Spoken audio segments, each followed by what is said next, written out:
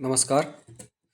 दिनांक 17 ऑक्टोबर 2025 या शासन निर्णयानुसार काही बदल महाराष्ट्र शासनाने शिष्यवृत्ती परीक्षेच्या स्वरूपामध्ये काही बदल केलेले आहेत आणि त्या शासन निर्णयातील महत्त्वाच्या बाबी आज आपण या ठिकाणी पाहणार आहोत. महाराष्ट्र शासन शिष्यवृत्ती परीक्षा सुधारित माहितीपत्रक 2025-26साठी निर्गमित दिनांक 17/10/2025 शासन निर्णय महत्त्वाच्या बाबी आपण या ठिकाणी पाहूया. या शासन निर्णयामध्ये काय महत्त्वाचा बदल केलेला आहे पहा. शैक्षणिक वर्ष 2025-26 पासून परीक्षा स्तर बदललेले आहेत. परीक्षा स्तरामध्ये बदल हा एक महत्त्वाचा प्रश्न. म्हणजेच पूर्व उच्च प्राथमिक शिष्यवृत्ती परीक्षा इयत्ता 5वी ऐवजी इयत्ता 4थीला आणि दुसरा महत्त्वाचा बदल म्हणजे पूर्व माध्यमिक शिष्यवृत्ती परीक्षा इयत्ता 8वी ऐवजी इयत्ता 7वीला होणार आहे. अशा प्रकारे हे बदल झालेला आहे. आता त्यानंतर परीक्षेची जी नावं आहेत ती नावं बदललेली आहेत.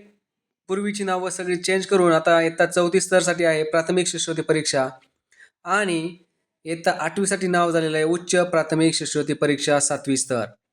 शिक्षकांच्या गुणवत्तेचे मूल्यांकन, विद्यार्थ्यांच्या यशातून शिक्षकांच्या कार्याचे मूल्यांकन, त्याच्या सेवा पुस्तकात नोंद हा अत्यंत महत्त्वाचा बदल या ठिकाणी करण्यात आलेला आहे. हे सर्व शिक्षक बांधवांनी लक्षात घेतलं पाहिजे. त्यानंतर दुसरा महत्त्वाचा जो बदल करण्यात आला आहे तो आपण या ठिकाणी बदल पाहूया.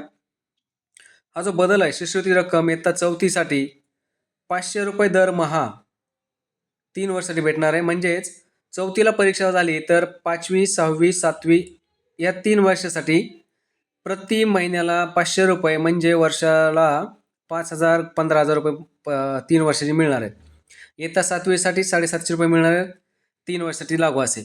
आता या ठिकाणी पहा आणखी महत्त्वाची माहिती आपण पाहूया.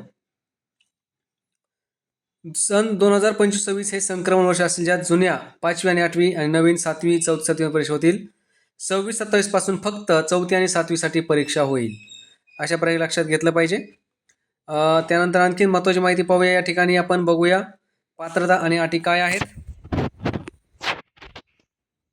प्राथमिक शिष्यवृत्ती परीक्षा आणि उच्च प्राथमिक शिष्यवृत्ती परीक्षा यासाठी ज्या अटी आहेत त्या अटी आपण या ठिकाणी पाहणार आहोत. रहिवासी तो विद्यार्थी महाराष्ट्र रहिवासी असावा.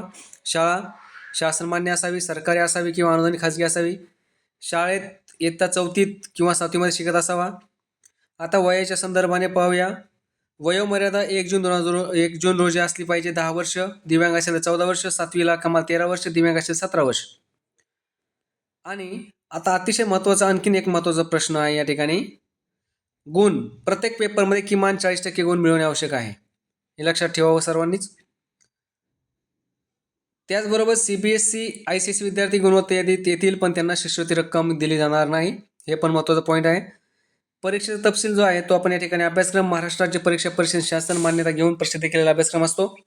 स्वरूप प्रश्न असतात ते MCQs असतात. त्यासाठी माध्यम आहे मराठी, उर्दू, हिंदी, गुजराती, इंग्रजी, तेलुगू, कन्नड या माध्यमामध्ये उपलब्ध. परीक्षा शुल्क बिगर मागासवर्गीय विद्यार्थी असेल तर 200 रुपये, मागासवर्गीय दिव्यांग असेल तर 125 रुपये आणि शाळा नोंदणी शुल्क प्रत्येक शाळेला ₹200 भरावे लागेल. अशा प्रकारे या ठिकाणी ही माहिती आपल्या सर्वांसाठी देण्यात आलेली आहे. नेमकं काय बदल झालेला आहे शिष्यवृत्ती परीक्षेमध्ये तो या ठिकाणी आपण पाहिलेला आहे. चला तर मग आता फॉर्म भरण्यास सुरुवात झालेली आहे. 4थी आणि 7वीची सर्वांनी फॉर्म भरा. भेटूया पुढील व्हिडिओमध्ये. धन्यवाद.